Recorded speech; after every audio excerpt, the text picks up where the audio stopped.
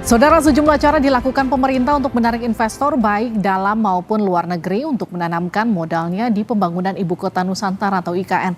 Mulai dari perpres hingga insentif diberikan pada investor jika menanamkan modal di IKN. Progres pembangunan Ibu Kota Nusantara atau IKN masih sangat panjang. Presiden Joko Widodo menyebut progres pembangunan IKN baru 15% hingga Agustus mendatang. Saat ini pemerintah tengah mengejar investor baik dalam maupun luar negeri untuk mempercepat pembangunan IKN. Jokowi menegaskan pemerintah memberi kewenangan kepada otorita IKN untuk menarik investor. Jokowi memastikan penggunaan APBN hanya untuk kawasan inti atau pemerintahan, sementara sisanya dari investor. Otoritas IKN itu betul-betul diberikan kewenangan untuk menarik investasi yang sebesar-besarnya, baik investasi dalam negeri maupun investasi luar negeri. Karena yang dibangun dari APBN itu hanya kawasan inti, yaitu kawasan pemerintahan. Yang lainnya itu kita berharap kepada investasi, kepada investor baik dalam maupun luar negeri. Terkait investor, Wakil Menteri Investasi Yuliot Tanjung bilang sudah ada pengusaha atau investor asing yang masuk ke IKN. Yuliot menambahkan sudah ada 400 investor asing yang tengah mengurus perizinan atau proyek di IKN.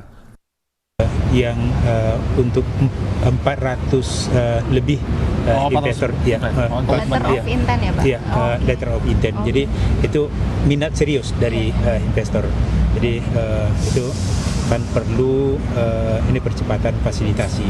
Jadi itu yang kami koordinasikan, diupayakan untuk bisa eksekusi segera. Ini itu kan ada di dalam sistem. Jadi ya kami juga harus lihat sistem. Tapi renewable energy itu sudah ada investor yang mendaftarkan kegiatan investasinya, juga sudah mempersiapkan pelaksanaan kegiatan investasinya. Oke, itu bukan hanya LOI ya? Bukan. Kalau itu sudah tahap perizinan. Oh, oke. Ya, mereka sudah masuk di tahap perizinan. Untuk menarik investor menanamkan modalnya di IKN, Presiden Jokowi mengeluarkan Perpres nomor 75 tahun 2024 tentang percepatan pembangunan IKN. Dalam pasal 9 ayat 2A menyebutkan hak guna usaha paling lama 190 tahun. Sementara pada pasal 9 ayat 2B menyebutkan hak guna bangunan paling lama 160 tahun. Hal serupa juga disebutkan pada pasal 9 ayat 2C terkait hak paling lama 160 tahun. Sebelumnya, Menteri Investasi dan BKPM Bahlil Lahadalia mengklaim infrastruktur klaster pertama di IKN hampir rampung. Menurut Bahlil, investor asing akan masuk saat pembangunan IKN klaster kedua. Pertama ini adalah semacam kalau istana itu sarinanya lah ya, sarina menteng. Itu semuanya PMDN, semuanya investasinya PMDN. Kenapa PMDN? Karena kita pikir ini klaster yang sangat inti. Nanti klaster keduanya baru ada investasi asing, PMA-nya. Dan investasi kemarin saya di DPR saya sampaikan bahwa untuk pada klaster pertama totalnya semua PMDN, tidak ada PMA untuk klaster pertama. Nanti klaster kedua baru PMA. Persoalan investasi di IKN pernah disinggung mantan Kepala Bappenas Andrinov Caniago. Menurut Andrinov, setelah ada perluasan fungsi dari IKN, menarik investasi besar-besaran secara cepat tidaklah realistis. Mengundang investor besar untuk masuk ke sana, apalagi dalam waktu dekat. Tapi mungkin saja nanti di pertengahan 10 tahun kemudian melihat, wah kawasan Kalimantan sudah makin bergerak, maka ada kawasan penunjang yang disiapkan di bagian dari IKN. Ya kita tahu logika para pebisnis itu adalah cari keuntungan, ngitung perkiraan pengembalian modal, pengembalian aset, ya. ROE, ROI kan begitu. Nah itu dari mana datangnya? Ya orang bisnis tahu kalau itu dari market. Marketnya apa kalau di investasi? Kan nggak mau duitnya terbenam begitu saja. Daripada uangnya terbenam dan nggak berbentuk yang konkret, lebih baik dia taruh di pasar uang atau di pasar modal, masih ada hasilnya kan. Pemerintah masih mengejar investor untuk membiayai proyek di IKN. Selain Perpres percepatan pembangunan IKN, pemerintah juga akan memberikan insentif bagi pelaku usaha yang mau menanamkan modalnya di IKN. Tim Liputan, Kompas TV.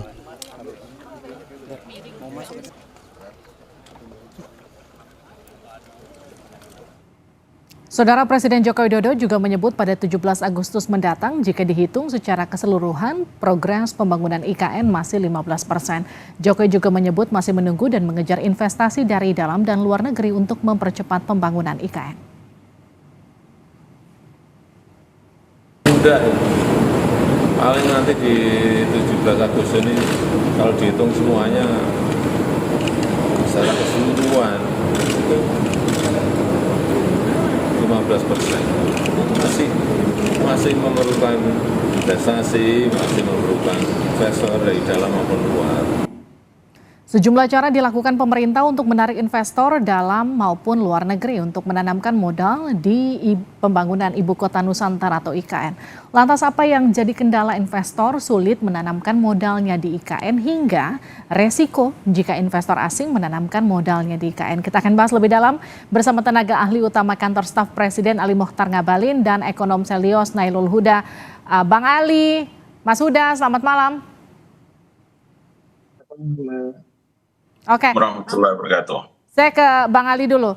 Bang Ali, jadi banyak kemudahan untuk investor tapi masih belum banyak yang tertarik. Jadi sebetulnya sudah ada investor asing atau belum yang masuk ke IKN sampai sekarang?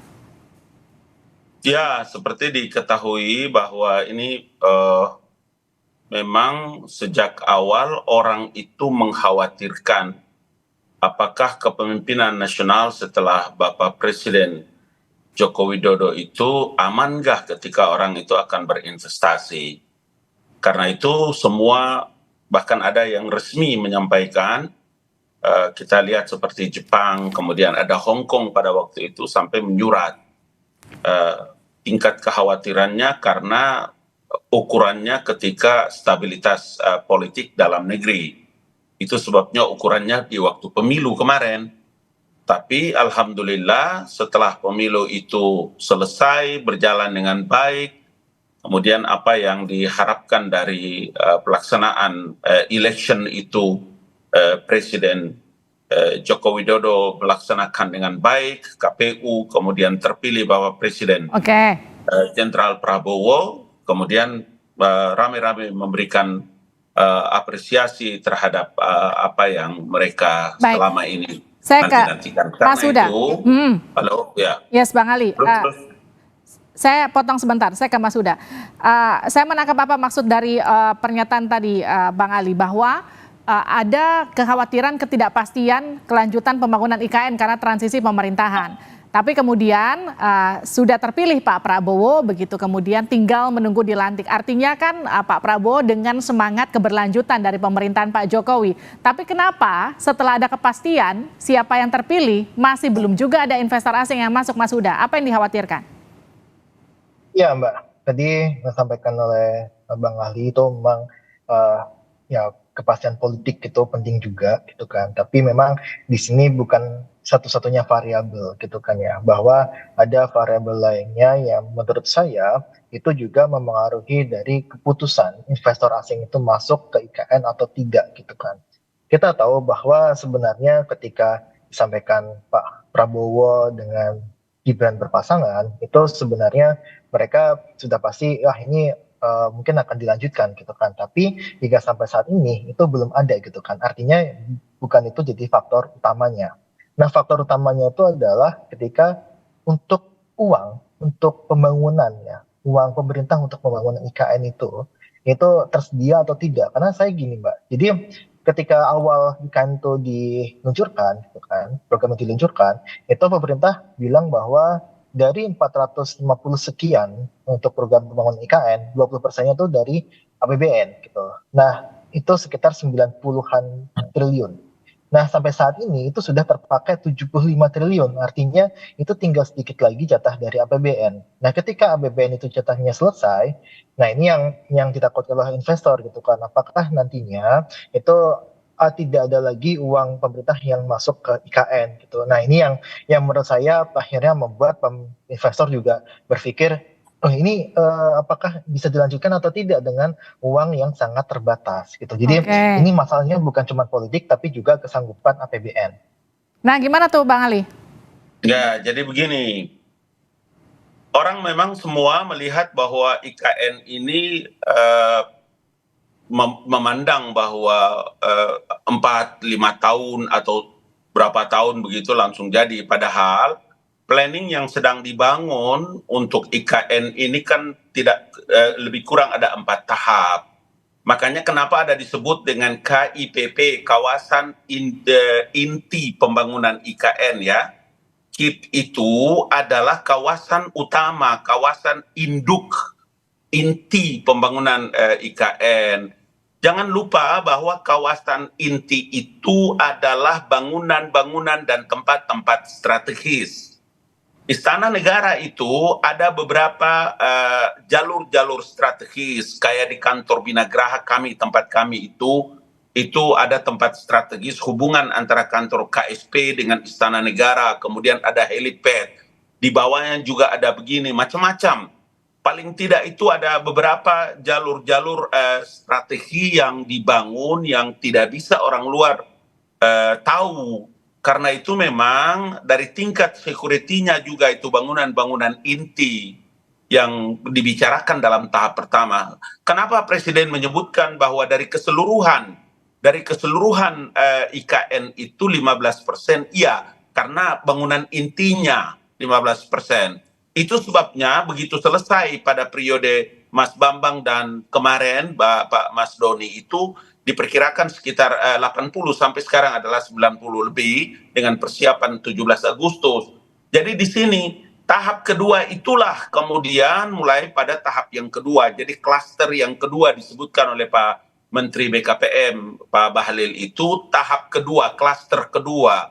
Memang kalau Bapak dan teman-teman banyak melihat tentang planning yang dibuat, kita akan tahu. Tapi kalau kita hanya baca, lihat dari YouTube dan macam-macam, saya kira memang agak sulit itu perkaranya. Jadi saya harus kasih tahu itu supaya setidaknya juga memberikan gambaran kepada publik. Begitu. Nah itu Mas Huda yang membuat kemudian pernyataan pemerintah dengan pernyataan pengamat itu terkesan berbeda, karena pemerintah mengklaim mereka memang ada di dalam, mereka melihat langsung pembangunan dan progresnya, sementara pengamat tidak. Gimana tuh Mas Huda? Ya. Jadi memang kita juga punya dokumennya Mbak. Berarti kita punya dokumennya tentang perencanaannya, bahkan undang-undangnya juga sudah kita baca. Terus kemudian juga ada yang dari pemerintahan juga, kita juga dokumennya kita sounding terus bagaimana progres dan sebagainya gitu kan. Nah memang kalau kita lihat kan, ini tadi sempat sampaikan juga, memang tidak dalam 5 tahun ataupun dalam 7 tahun. Bahkan ini memerlukan waktu 15-20 tahun. Nah, tentang waktu 15-20 tahun itu kan lama gitu ya. Tapi yang pasti adalah untuk jatah dari APBN itu sudah menipis. Artinya ini tinggal pemerintah mau nggak nih menjilat ludah sendiri dengan mengatakan lebih dari 20% anggaran dari IKN itu diambil dari APBN. Kita masih ingat, mungkin di jejak digital masih banyak sekali itu terpapar bahwa pemerintah menyatakan hanya 20% dari anggaran IKN yang digunakan melalui APBN. Artinya adalah itu yang dijanjikan oleh pemerintahan Jokowi. Nah, yang terjadi saat ini, di mana investasi asing tidak ada yang masuk. Dan kalau tadi sampaikan, saya juga sudah pernah menyampaikan bahwa ketika Bahlil itu menyebutkan ya misalkan ya kawasan intinya sudah berapa persen dan sebagainya, terus kemudian itu baru masuk, harusnya adalah ketika itu sudah hampir rampung, sudah hampir jadi, investasi itu akan masuk dengan sendirinya gitu kan. Itu juga saya sampaikan juga sama Pak Andri di VT-nya bahwa ya itu tidak serta-merta langsung begitu jadi langsung masuk gitu kan. Tapi ketika dia sudah hampir jadi itu berangsur-angsur masuk untuk investasi, terutama investasi asing. Tapi kita lihat bahwa yang terjadi adalah semuanya mundur, SoftBank mundur dan sebagainya. Saya rasa itu adalah PR yang memang harus dijawab oleh pemerintah. Ya gimana Bang Ali? Mundur-mundur itu sudah hampir berapa ratus juta jam yang lalu. Perubahan dari tahapan-tahapan perubahan itu selalu ada. Proyek ini proyek negara, bos. Bukan proyek sambil lalu, enggak. Ini proyek sebuah peradaban besar bagi Republik ini. Kalau yang kemarin-kemarin itu, iya. Orang bicara tentang pembangunan IKN ini dengan anggaran pendapatan belanja negara semua dengan perubahan-perubahan yang ada. Kalau yang Mas Huda cerita tentang orang mundur dan segala macam itu 100 juta detik tahu berapa puluh juta detik menit yang lalu, iya. Kenapa? Karena stabilitas politik. Kalau stabilitas politik itu terganggu dalam negara Republik Indonesia, ya terganggu dalam stabilitas ekonomi dan lain-lain. Sekarang pemerintah itu memberikan jaminan.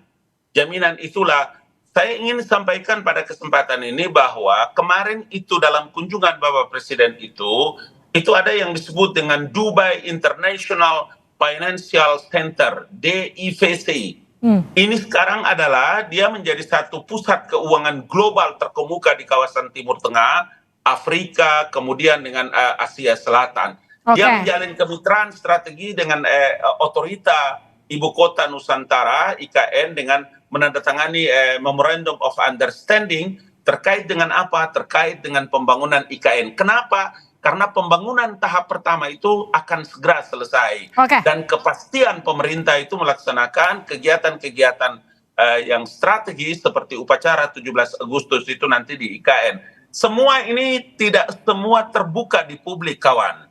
Kami ini mengerti itu barang. Anak-anak KSP sekarang ada di IKN, Sekretaris Negara sekarang ada di IKN, Sekap ada di IKN, PUPR sudah berkantor, Kejaksaan Agung sudah berkantor.